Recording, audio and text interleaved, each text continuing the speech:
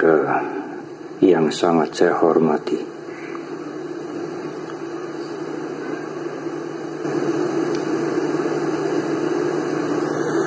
kalau saudara tinggal di Jakarta atau di Tangerang, para biku menceritakan pada saya bahwa hampir setiap malam ada Katina, Bante. Hampir setiap malam. Karena Katina harus selesai dalam waktu 1 bulan. Tidak boleh molor seperti perayaan Waisak yang bisa 2 bulan.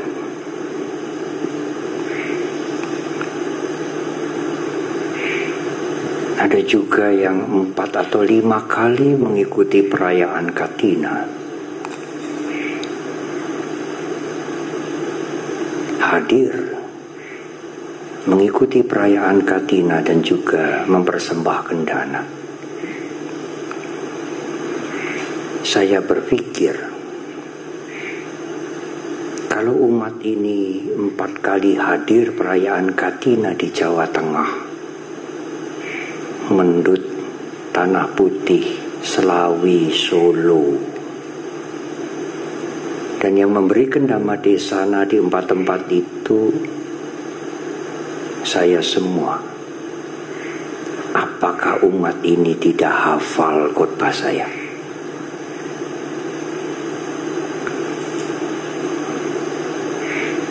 Ibu, bapak, dan saudara,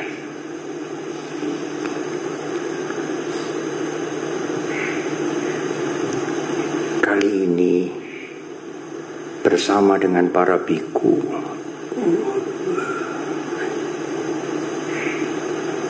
saya menghadiri perayaan Katina di Wihara Buddha Sasana Loka.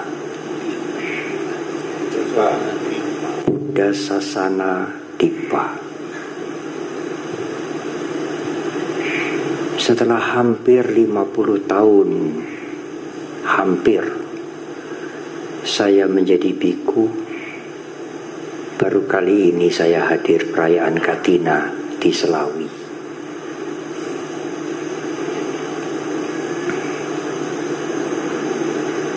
Siang hari ini, wihara ini seperti biasa-biasa.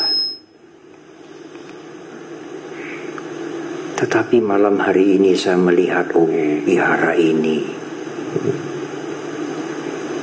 keluar wibawanya. Umat yang hadir penuh. Udara juga menunjang. Kalau di mana-mana hujan lebat sampai banjir, malam hari ini tidak hujan. Umat hadir dan mengikuti perayaan Katina ini dengan rapi. Pemimpin puja bakti juga memimpin dengan sangat baik. Apalagi ini di Kandasuta. Baru malam hari ini saya mendengar Nidi Kandasuta diterjemahkan dengan sangat baik. Di mana kalimat yang diucapkan seseorang satu orang, di mana kalimat yang diucapkan bersama-sama. Saya pikir kalau tidak cerdas tidak bisa ini.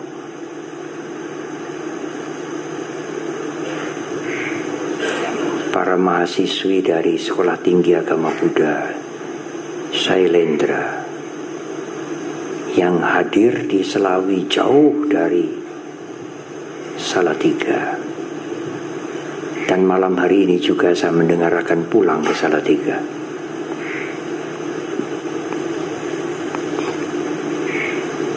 Apalagi bersamaan dengan Katina ini besok akan diresmikan candi untuk menyimpan abu mendiang atau almarhum Bapak Sugiarto Sosrojoyo. Kami memberikan nama candi ini Siri Mula Ratana. artinya permata cikal bakal mula yang membawa keluhuran. Memang Buddha Sasana atau agama Buddha ini sudah dikenal di Selawi ini sejak waktu yang lama.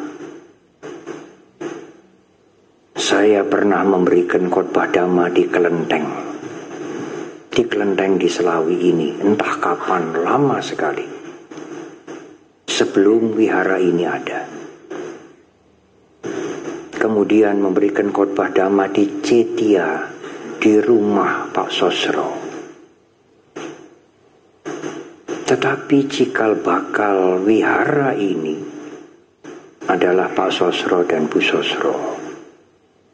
Sehingga sangat tepat kalau candi yang besok diresmikan itu diberikan nama Siri Mularatana, permata awal yang membawa keluhuran dengan didirikannya wihara ini.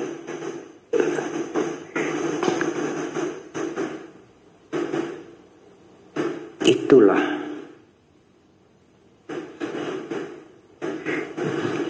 keagungan perayaan Katina di wihara Buddha Sasana Dipa di Selawi malam hari ini.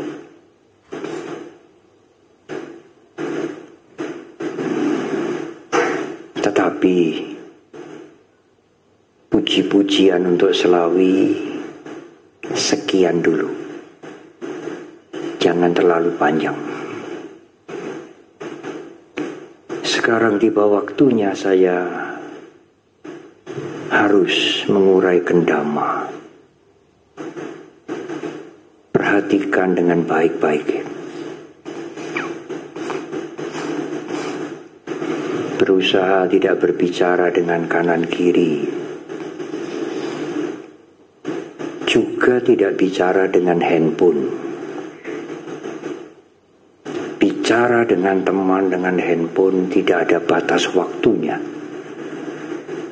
Tetapi mendengarkan Dhamma langsung, bukan YouTube, waktunya tidak banyak. Perhatikan dengan baik-baik.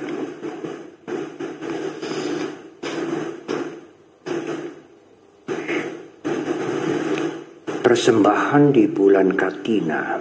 Katina kala artinya masa Katina, atau sering disebut Ciwara masa bulan Juba.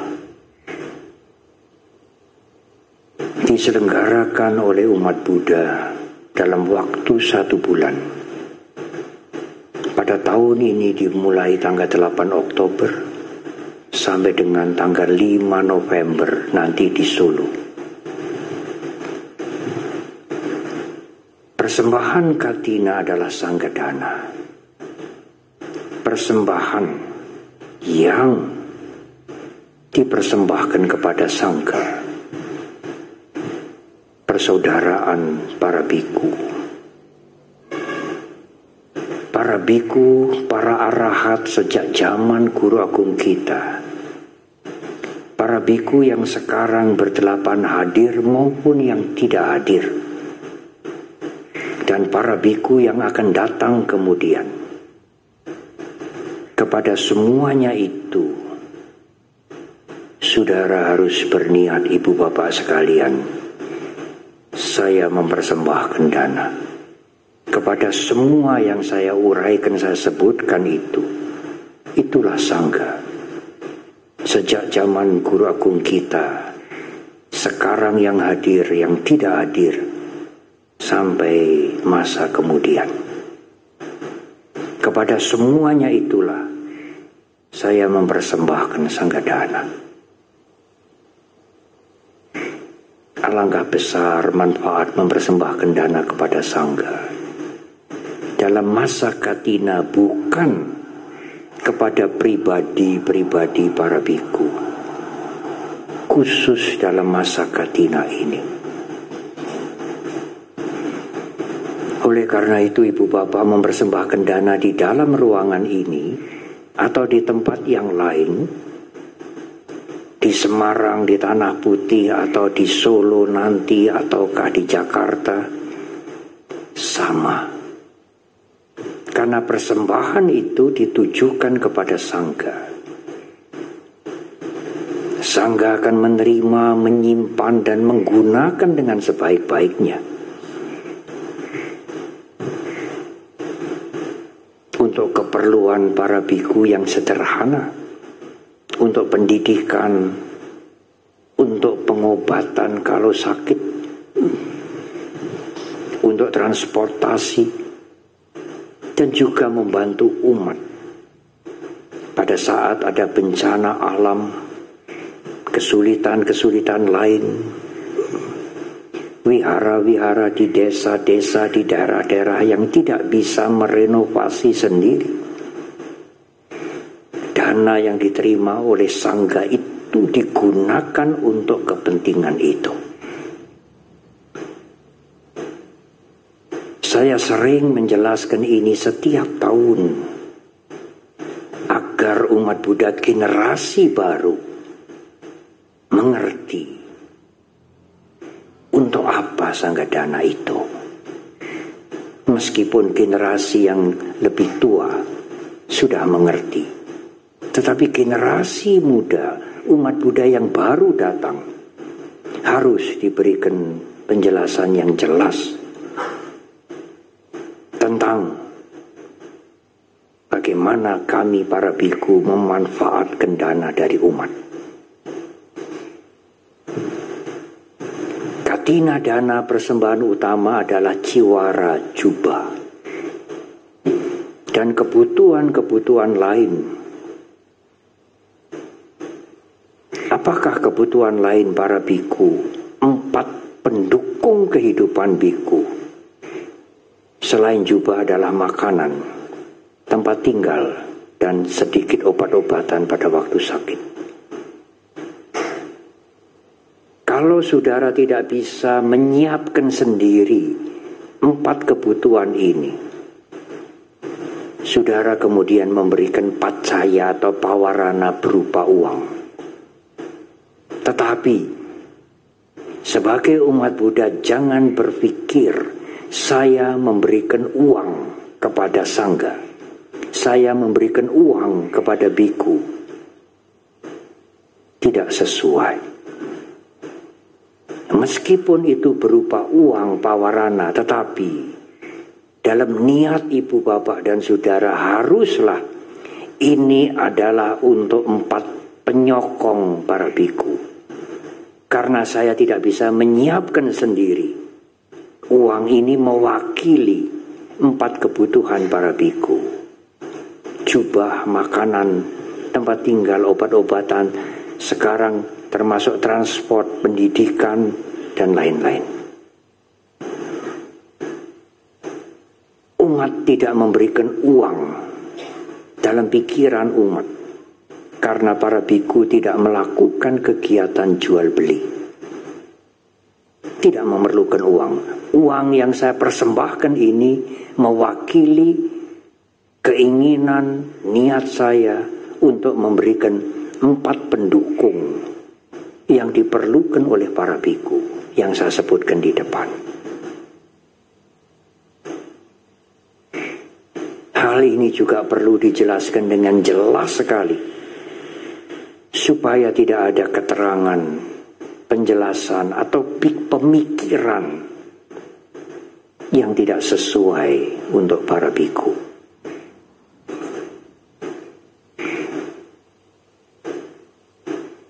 Ibu, bapak, dan saudara, kalau di dalam Nidhi Kanda Sutta dijelaskan tentang timbunan harta yang sejati, yang tidak mungkin diambil oleh pencuri, perampok, dan harta itu bisa dibawa setelah kematian. Tidak sama dengan deposito, dengan emas intan, dengan tumpukan tumpukan uang, rupiah, dolar tidak sama. Karena yang disebutkan itu tidak mungkin dibawa setelah kematian. Harta karun sejati yang dijelaskan dalam Nidi Kanda Sutta itu dibawa setelah kematian. Harta karun itu adalah kebajikan. Dalam kesempatan yang lain, Guru Agung kita menjelaskan 7 kekayaan mulia. 7 sepadat mungkin, tidak bisa panjang-panjang, tidak bisa panjang-panjang. Saya pun sekarang tidak menguraikan dhamma panjang-panjang, tetapi secukupnya. Karena dalam waktu 1 bulan ini melelahkan para biku. Pada sore hari ini, besok di berbagai tempat dirayakan Katina. Selesai perayaan Katina di Selawi ini, para biku malam ini ada yang meninggalkan tempat ini menuju ke kota lain untuk memenuhi undangan Katina.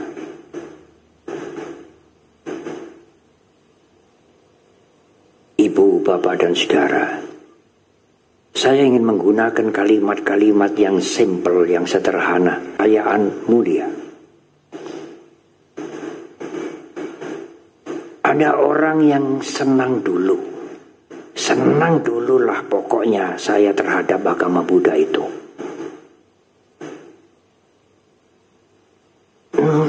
Entah mengapa pokoknya senang aku. Senang terhadap agama Buddha, senang terhadap Guru Agung Buddha Gautama, senang terhadap Buddha Sasana. Itu adalah benih keyakinan, saddha.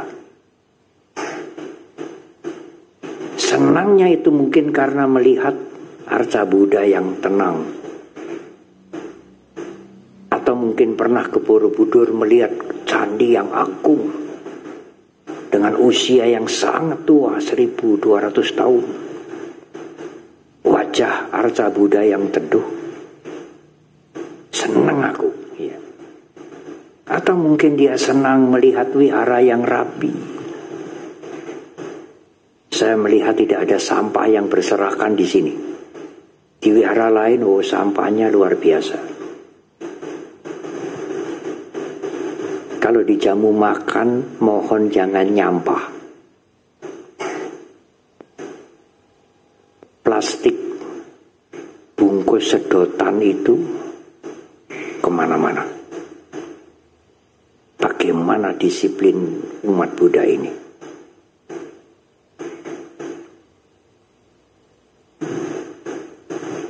Senang karena mungkin umatnya tertib. Tidak sombong-sombong, rendah hati. Senang karena mungkin melihat para biku yang seragam, yang mempunyai sikap yang sama. Dari senang itulah seseorang kemudian ingin mencari tahu lebih lanjut, ingin belajar lebih mendalam. Belajar, ingin tahu. Dari senang itu seseorang ingin tahu, ingin belajar, sungguh-sungguh ingin tahu, ingin belajar. Belajar itu adalah bahu sutta atau bahu saja.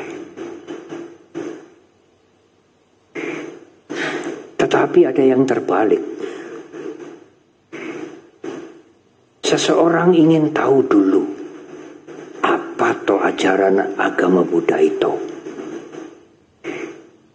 Aku pernah dengar ajaran agama Buddha, apa itu isinya? Apa itu yang diajarkan? Dia belum senang, tetapi ingin mencari tahu. Karena ingin tahu, Dan zaman sekarang mudah sekali ingin tahu tentang agama Buddha. Saudara bisa membuka YouTube. Banyak sekali urean-urean dhamma. Khotbah yang formal, dhamma kelas, kelas-kelas dhamma dan lain-lain. Anda bisa belajar meditasi dari gampangnya kata HP lah.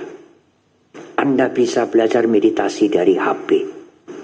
Anda bisa belajar urean suta-suta khotbah-khotbah Sang Buddha dari HP. Anda bisa belajar Abhidhamma dari HP. Anda bisa mendengarkan khotbah 24 jam.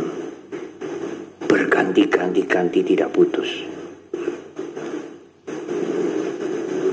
Belajar itulah bahu suta, bahu saja. Belajar itu permata juga. Itu kekayaan Arya juga. Kekayaan mulia. Dari belajar mengerti, kemudian aduh, cocok saya dengan agama Buddha. Dia senang terhadap agama Buddha. Dia merasa dekat dengan agama Buddha, dengan ajaran Guru Agung kita. Dari belajar kemudian menyenangi agama Buddha. Yang pertama tadi senang dulu, kemudian berusaha untuk belajar. Yang kedua ini ingin tahu dulu, ingin tahu banyak-banyak, kemudian saddha atau iman dalam agama Buddha itu tidak cukup dua hal ini. Harus ada hal yang ketiga. Anda senang agama Buddha. Anda bangga terhadap ajaran Guru Agung Buddha Gautama. Anda sangat suka dengan ajaran Guru Agung Buddha Gautama. Sangat baik. Mempunyai pengetahuan dan merasa dekat. Menerima apa yang diketahui itu. Dalam dunia pendidikan kognisi, kognitif. Pengetahuan, ingin tahu. Dari pengetahuan itu afektif atau affection. Tetapi harus ada satu unsur yang lain. Yang Anda pelajari dan yang Anda terima tentang ajaran Guru Agung kita itu harus membuat transformasi untuk kehidupan Anda. Apa bantai transformasi itu? Perubahan. Perubahan menjadi lebih baik.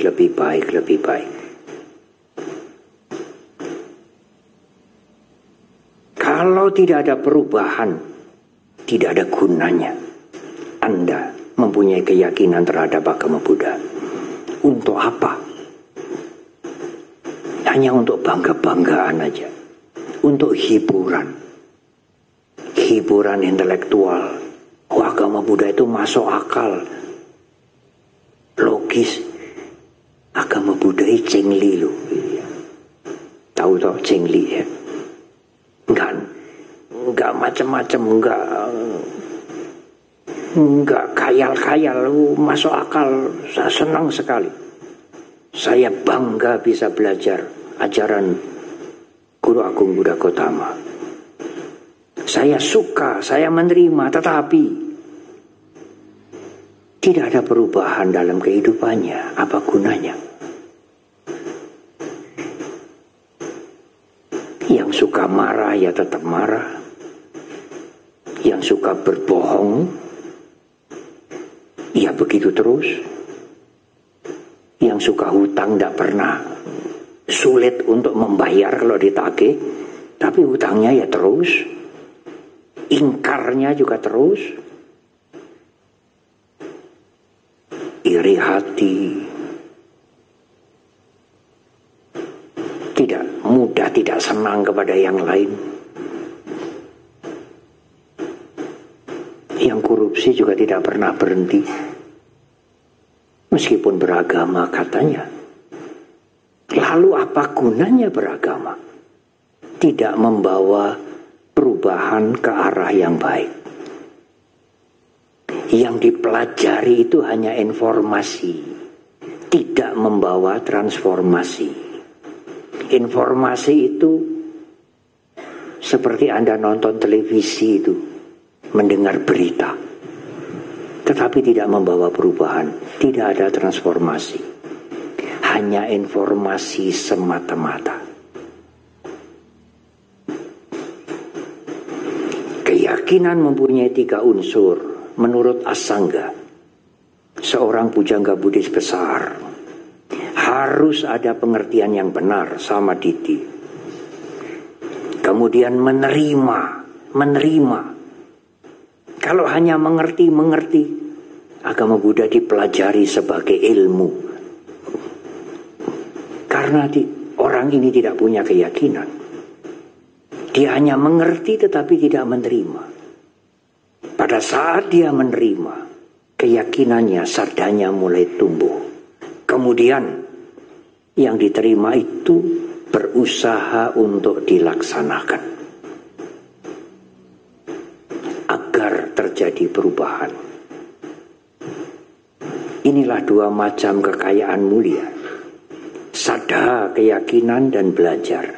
Atau belajar, ingin tahu apakah lewat khotbah, ceramah, lewat YouTube, lewat Instagram, lewat segala macam. Berdiskusi, bertanya kepada temannya agar pengetahuannya bertambah, keyakinannya bertambah. Inilah 2 macam kekayaan mulia.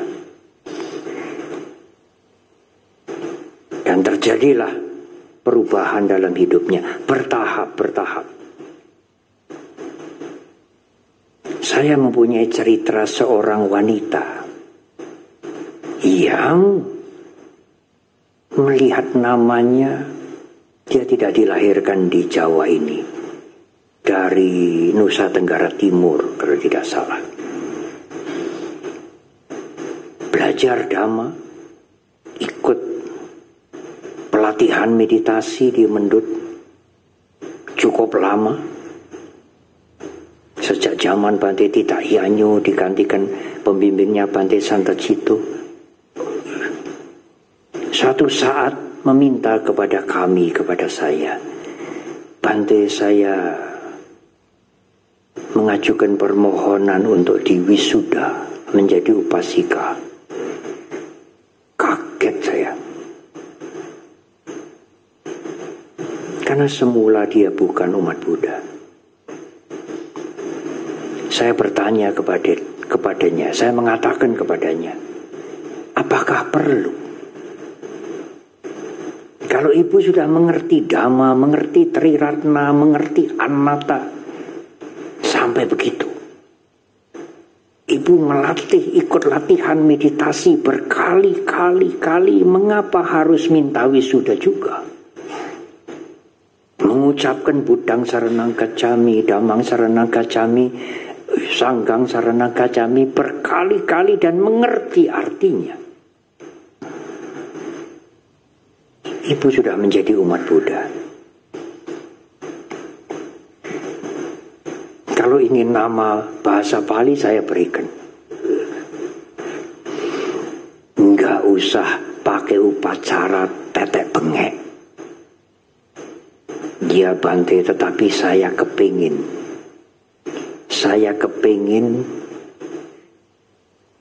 baptis Buddhis. Supaya saya tidak menjadi the hidden Buddhist. Ini mengerti mahasiswa ini. The hidden Buddhist. Umat Buddha sembunyi-sembunyi.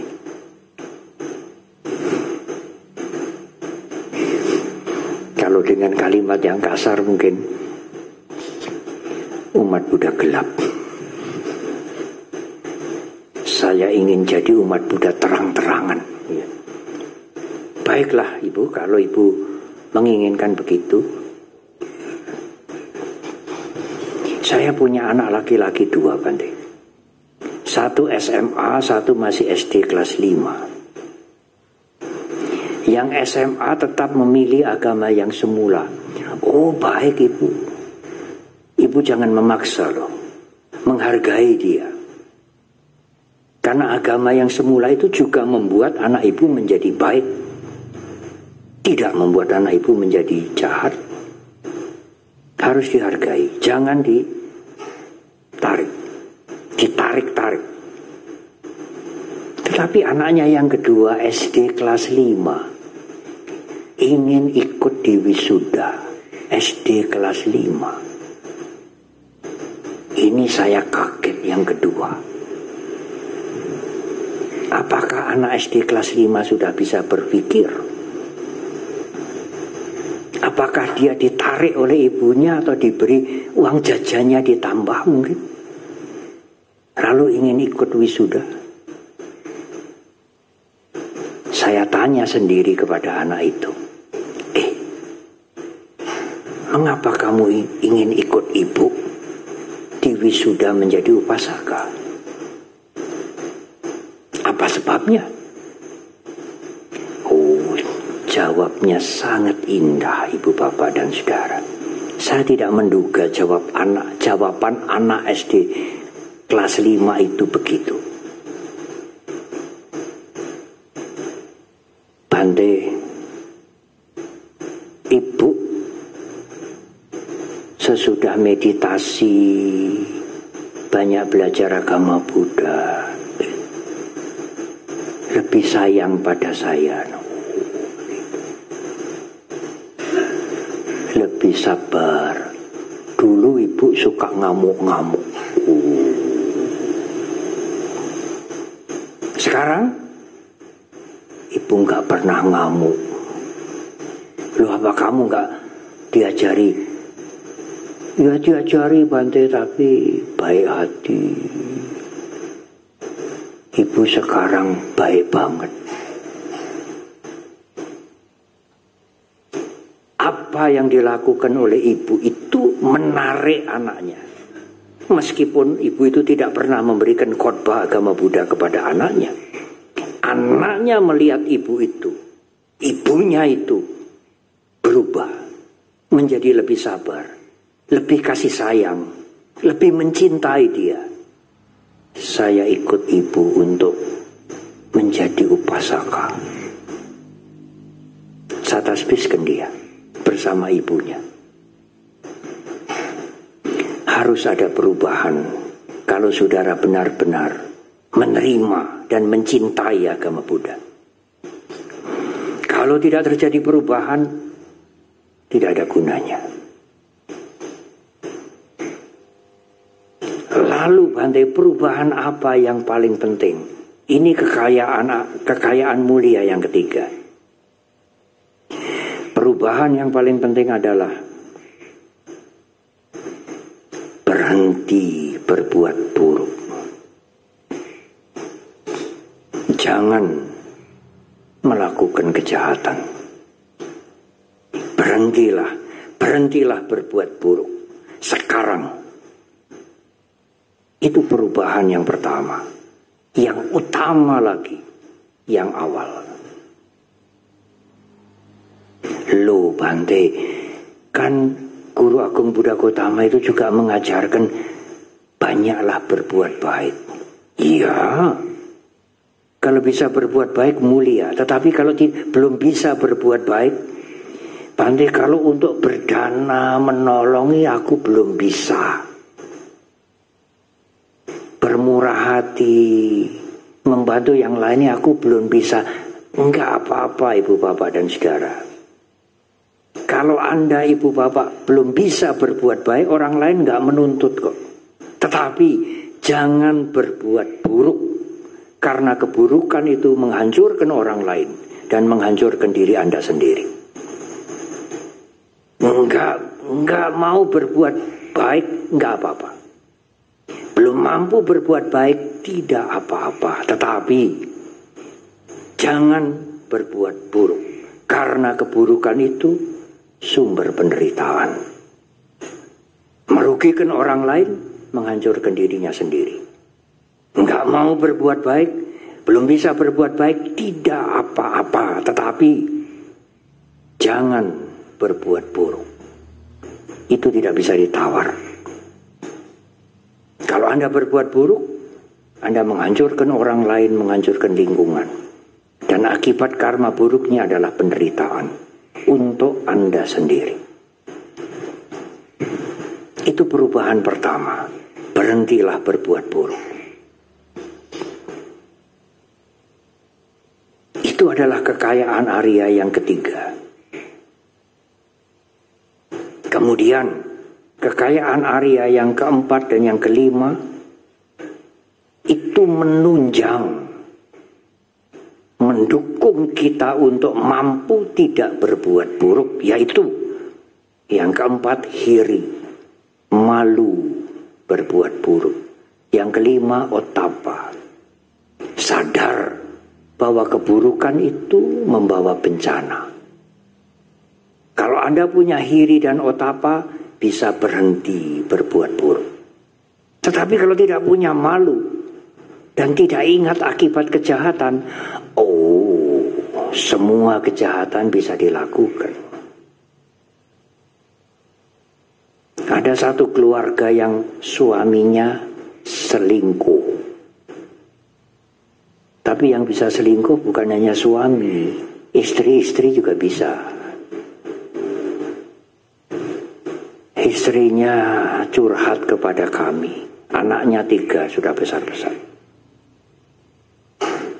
Sambil cerita panjang lebar dan air matanya bercucuran. Kasihan dia. Sang istri berjuang habis-habisan untuk keluarganya. Saya nasihatkan kepada dia, coba tanya suamimu. Andai kata istrimu selingkuh, nyeleweng, bagaimana perasaanmu? Bahasa Jawa kan tepo seliro toh, iya. The golden rule. Golden rule itu kalau pasanganmu selingkuh, rasanya kamu bagaimana? Ibu, bapak, dan saudara, apa jawab suaminya? Loh, kalau kamu mau selingkuh, boleh kok saya kasih izin. Aduh, zaman sekarang begitu. Suaminya memberi izin kepada istrinya kalau istrinya ingin selingkuh seperti dia. Hancurlah keluarga itu. Ibu bapak memberikan warisan kepada anak-anak ibu bapak.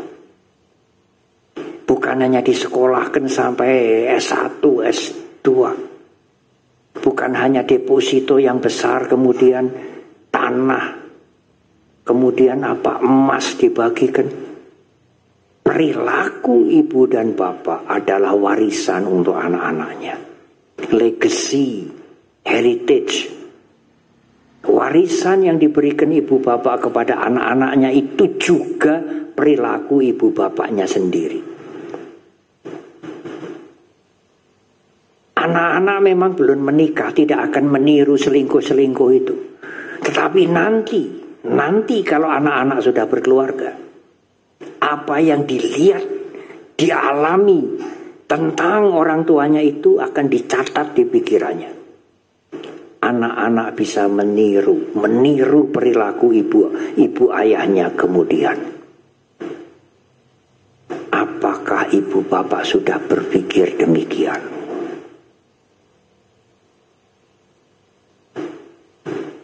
Kalau begitu saya takut berkeluarga, Bante. Lalu saya mau jadi biku saja. Anda akan punya murid. Muridnya tidak sesama biku, ini semua murid-murid kita. Anda harus menjaga diri dengan baik untuk memberikan teladan yang baik. Kalau tidak, Anda memberikan tinggalan warisan yang buruk kepada anak-anak, kepada murid-murid Anda.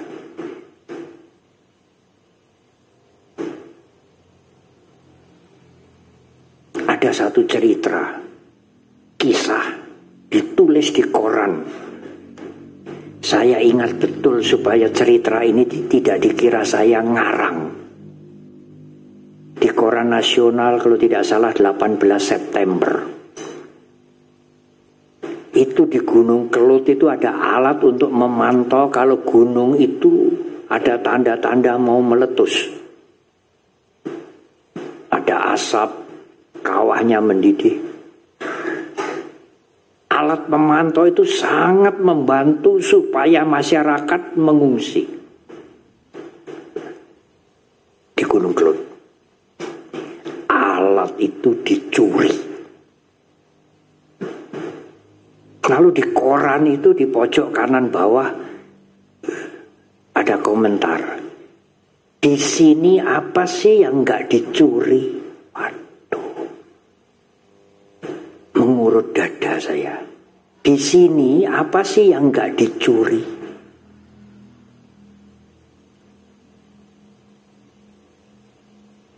Kemudian saya omong-omong dengan sesama biku, dengan umat. Mencuri alat pemantau gunung berapi itu untuk apa? Ya, nanti dipasang di rumah. Nanti kalau di rumah ada gejala mau meletus, kita bisa tahu dari jauh. Untuk apa mencuri alat pemantau gunung meletus? Apa sih di sini yang tidak dicuri? Urusan agama juga dicuri. Banyak sekali. Korupsi dengan nyolong ini sama. Hanya korupsi lebih elit, nyolong lebih kasar begitu ya. Lalu bagaimana Bante memperbaiki itu? Bagaimana? Hiri otapa, malu berbuat buruk, ingat akibatnya. Nah, malu ini masing-masing harus punya. Orang lain tidak bisa memberikan malu kepada Anda, tidak bisa. Pendidikan itulah, pendidikan yang diberikan di sekolah oleh para biku, oleh orang tua. Harus membangun rasa malu untuk anak-anaknya. Supaya anak-anak punya malu berbuat buruk. Dan ingat akibatnya. Demikian juga di dunia ini peperangan di mana-mana. Baru saja berhenti kemudian muncul yang lain, muncul yang lain. Peperangan itu membunuh puluhan ribu, ratusan ribu. Membuat sengsara, terjadi kekejaman di mana-mana. Siapa Bante yang bisa menyelamatkan dunia ini? Menurut Guru Agung kita yang bisa menyelamatkan dunia ini, keluarga Anda, organisasi Anda adalah hiri dan otapa. Malu berbuat yang buruk dan takut akan akibatnya. Kalau para pemimpin-pemimpin besar tidak punya malu berbuat buruk, tidak sadar akibat dari keburukan, hancurlah dunia ini. Malu, hiri, dan otapa, takut akan akibat kejahatan. Itulah yang bisa menyelamatkan dunia, termasuk keluarga Anda, lingkungan Anda, dan lain-lain. Hiri dan otapa adalah kekayaan mulia. Yang keempat dan kelima. Sekarang kekayaan mulia yang keenam. Dalam bahasa Pali disebut caga. Siap memberi. Lebih dari sekadar dana. Caga itu artinya bisa memotong keterikatan terhadap miliknya. Iya Bante, kalau tidak boleh terikat pada milik kita, apakah barang kita itu disebar-sebar begitu? Nah, tidak begitu. Tiba waktunya kita harus meninggalkan apa saja. Kita siap meninggalkan itu. Apa atau di dunia ini yang tidak berubah, Ibu Bapak? Apakah kesehatan ini kekal? Tidak. Apakah materi Anda kekal? Tidak. Apakah kedudukan Anda kekal? Tidak. Jasmani ini juga tidak kekal. Apa yang kekal? Tidak ada. karena itu kita latihan untuk melepas. Pada saat Anda memberi, pada saat Anda menolong, ini latihan untuk melepas. Supaya kotoran batin ini berkurang. Karena keterikatan itu, akar penderitaan yang paling kasar. Lebih kasar dari tanha adalah upadana, melekat.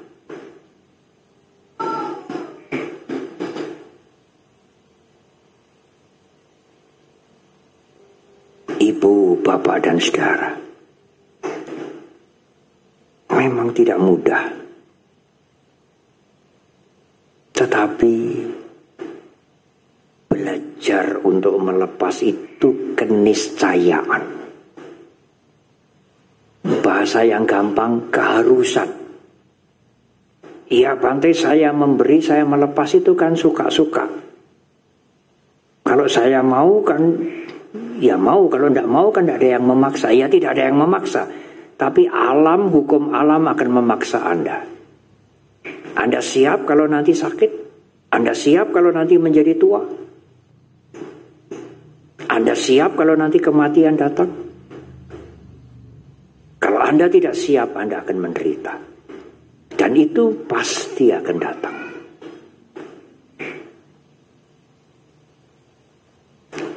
Siap memotong keterikatan.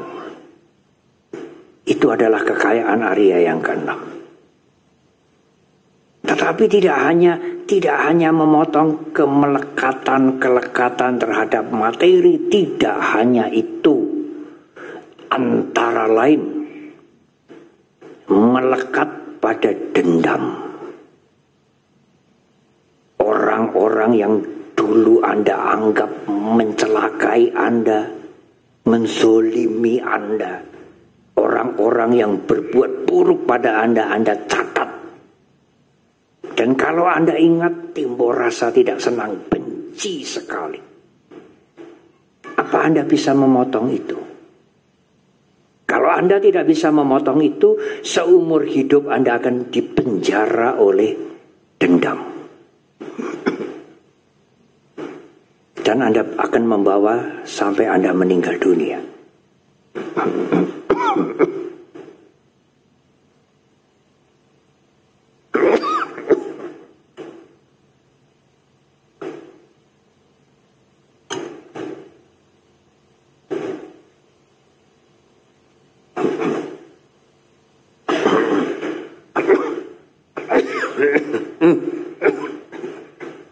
Ibu, bapak, dan saudara,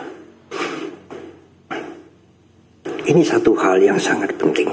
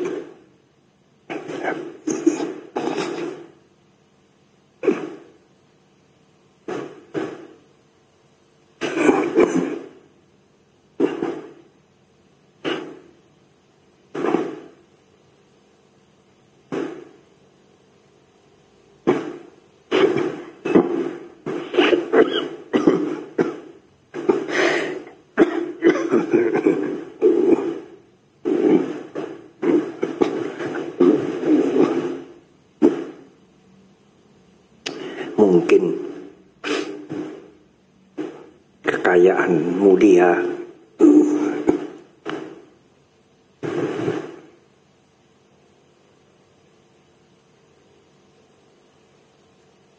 Yang 7 macam itu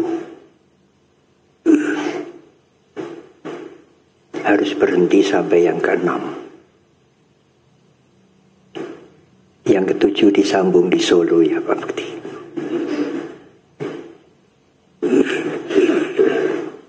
Tetapi Bante,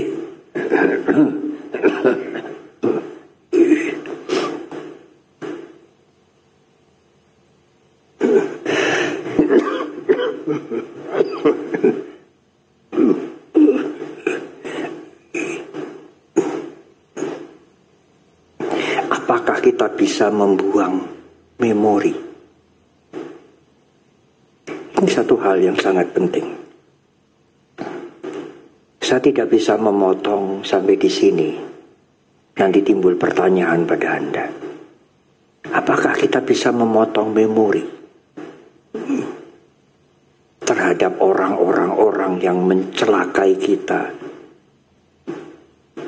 yang menipu kita, yang ingin berbuat baik, berbuat buruk, berbuat tidak baik kepada kita? Apakah kita bisa membuang memori itu?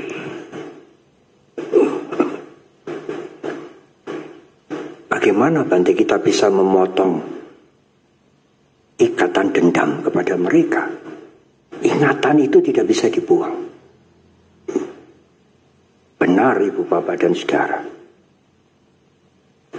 Yang bisa membuang ingatan itu mungkin mereka yang sudah pikun, kena penyakit Alzheimer, terhadap anaknya, cucunya sendiri lupa. Kepada orang-orang yang menjahati dia juga lupa. Iya Bante, tetapi kami kan belum pikun. Kami kan tidak punya penyakit Alzheimer. Bagaimana kalau ingatan itu muncul? Tidak bisa Bante ingatan itu dibuang. Benar Ibu Bapak dan Saudara. Ingatan tidak bisa dibuang. Tetapi kalau Ibu Bapak mempunyai sati, awareness, kesadaran. Kalau ingatan itu muncul, sadari. Sadari saja, jangan ditanggapi. Diketahui. Janati pasati, diketahui. Dilihat dengan kesadaran. Oh, ingatan muncul, selesai. Ingatan itu tidak akan memancing kebencian kita karena disadari. Kalau tidak disadari bagaimana Bante? Oh, kita diseret. Diseret ingatan yang buruk itu timbul kebencian baru. Itulah perlunya kita punya sati, kesadaran dari latihan meditasi. Kalau kita tidak menyadari, digulung-gulung oleh ingatan orang-orang yang menjahati kita, yang akan membunuh kita, dan lain-lain. Dendamnya muncul. Tetapi kalau kita mempunyai latihan kesadaran, nah kesadaran ini harus dilatih. Tidak hanya bisa mendengar, tidak bisa belajar dari YouTube. Petunjuknya ya, benar, bisa belajar dari YouTube. Tapi Anda harus mengembangkan kesadaran sendiri. Ingatan yang muncul, yang buruk utamanya, sadari. Oh, kalau kesadaran muncul, maka sampajanya, pengertian yang jernih muncul. Sudah lewat. Hanya ingatan. Peristiwanya sudah lewat. Ingatan itu tidak membakar kebencian Anda. Almarhum Bante Giri Rakito dulu menggunakan perumpamaan, kalau Anda punya kesadaran, ingatan-ingatan yang buruk, kebencian, hawa nafsu, kenikmatan, dan lain-lain, itu akan muncul seperti macan ompong. Iya, tetap macan, menakutkan, tapi sudah ompong. tidak akan melukai kita. Ingatan kita tidak akan melukai pikiran kita. Kalau Anda punya sati kesadaran, pada saat kesadaran muncul, sampajanya akan muncul. Pengertian yang jernih akan muncul. Ini hanya ingatan, memori. Peristiwa sudah lewat.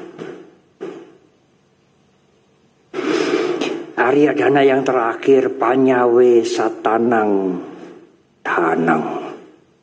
Kebijaksanaan menjadi kekayaan mulia yang ketujuh.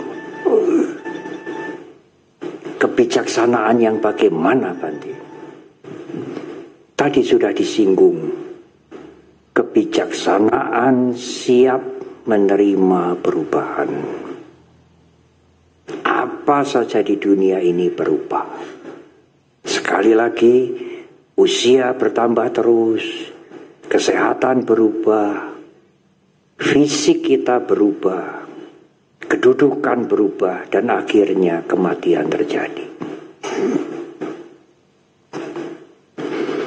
Di dalam Abhinha Pacawekanai, dalam buku Parita, Jarada momhi caranganatito biadinda momhi biadenganatito maranata momhi maranang anatito.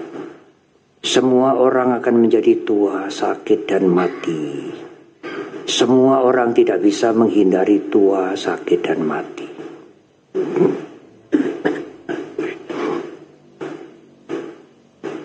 Saya pernah ceramah di Jeporo waktu Patidana ibunya Bante Piadiro.